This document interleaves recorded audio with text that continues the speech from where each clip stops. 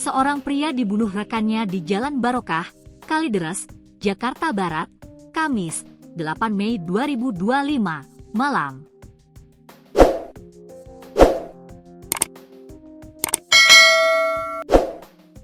Menurut penuturan warga, Ramdan, sebelum diketahui korban tergeletak, ia memang mendengar suara keributan dari lokasi. Adapun lokasi merupakan jalan di belakang lahan kosong yang memang kondisinya gelap saat malam hari.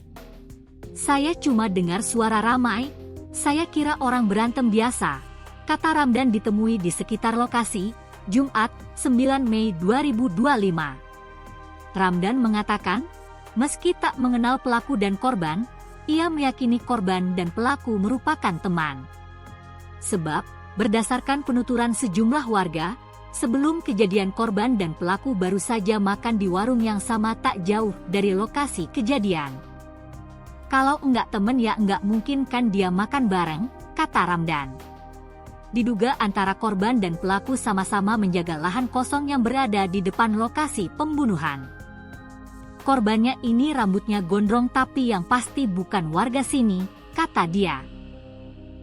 Pantauan di lokasi, garis polisi masih terpasang di lokasi kejadian. Kasus ini ditangani oleh Polres Jakarta Barat.